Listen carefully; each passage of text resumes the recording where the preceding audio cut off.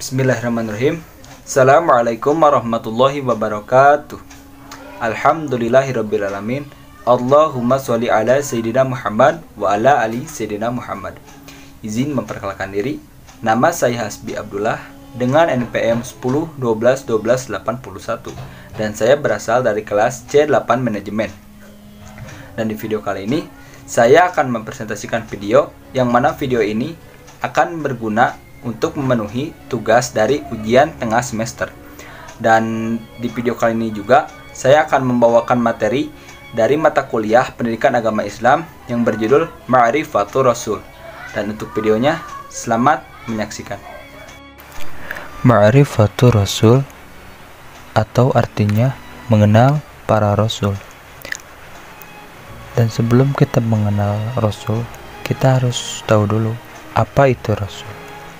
Rasul adalah lelaki pilihan yang diutus oleh Allah SWT dengan risalah kepada manusia. Rasul merupakan yang terbaik di antara manusia lainnya, sehingga apa yang dibawa, dikatakan, dan dilakukan adalah sesuatu yang terpilih dan mulia dibandingkan dengan manusia lainnya.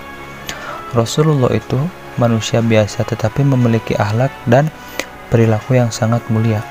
Dan Rasul pun memiliki ciri-cirinya, yaitu diantaranya 1. Laki-laki yang berasal dari manusia.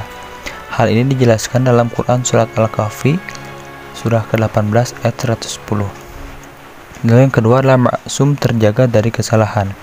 Terdapat dalam Quran surah An-Najm surah ke-56 ayat 2-5. Lalu yang ketiga, Adam menjadi suri tauladan untuk semua manusia.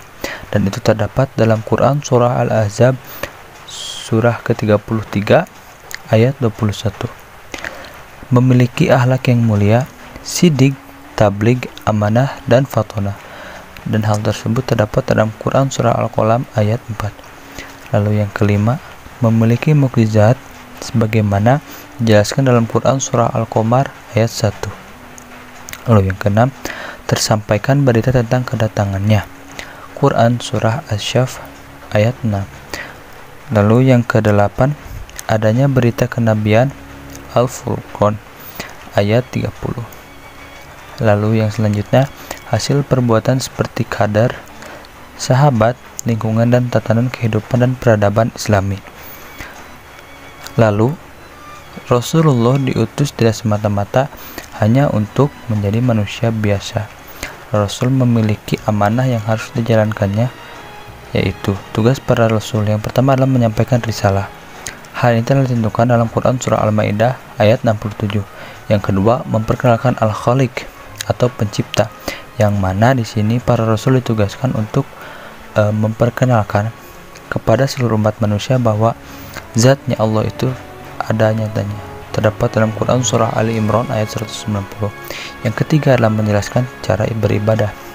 Rasulullah mendapatkan wasilah dan risalah. Mereka mendapatkan amanah dari Allah SWT untuk menjelaskan tata cara bagaimana beribadah kepada umat manusia. Lalu yang keempat, menjelaskan pedoman hidup. Yang kelima, mendidik.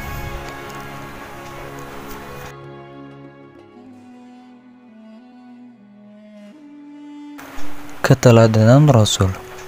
Banyak sekali keteladanan yang ada pada diri Rasulullah SAW yang dapat kita teladani dalam kehidupan sehari-hari. Di antaranya, iman dan takwanya yang kuat dalam kondisi apapun. Para Rasul tetap teguh dan tabah dalam menjalankan ajaran-ajaran Allah. Akhlaknya yang mulia, terpuji, selalu menjaga diri dari perbuatan maksiat dan berdosa. Sebagai seorang muslim, sudah sepantasnya kita meneladani sifat-sifat Rasulullah SAW, karena semua yang diajarkan Rasulullah mengandung kemaslahatan bagi kita semua, baik di dunia maupun di akhirat. Rasulullah diutus juga mempunyai kewajiban yang Allah amanahkan kepada para Rasul. Yang pertama, membenarkan apa yang disampaikannya. Apa yang beliau katakan bukanlah hawa nafsu, melainkan wahyu dari Allah SWT. Maka seorang muslim wajib membenarkan apa yang beliau sampaikan itu. Yang kedua, mentaati perintahnya. Apa yang diperintahkan Allah dan Rasulnya dilaksanakan semaksimal kemampuan kita. Yang ketiga, menjauhi apa yang dilarangnya. Yang keempat, tidak beribadah kecuali dengan apa yang disyariatkannya. Yang kelima, mengimaninya. Beriman kepada Allah berarti harus beriman juga kepada Rasul. Yang keenam, mencintainya. Lebih mencintai Allah dan Rasulnya dibanding cinta kepada yang lain, bahkan kepada dirinya sendiri, adalah tanda kesempurnaan iman seseorang. Yang ketujuh, mengagungkan. Sudah semestinya beliau diagungkan karena kemuliaan, namun pengagungan ini tidak boleh sampai mengkultuskan kita. Yang kedelapan, menolong dan membelanya. Yang kesembilan, mencintai para pecintanya. Lalu yang terakhir, menghidupkan sunnahnya, baik dalam ibadah umum maupun khusus yang diajarkan beliau, hendaknya dihidupkan dan dibudayakan agar hidup kita diberkahi Allah Subhanahu wa taala.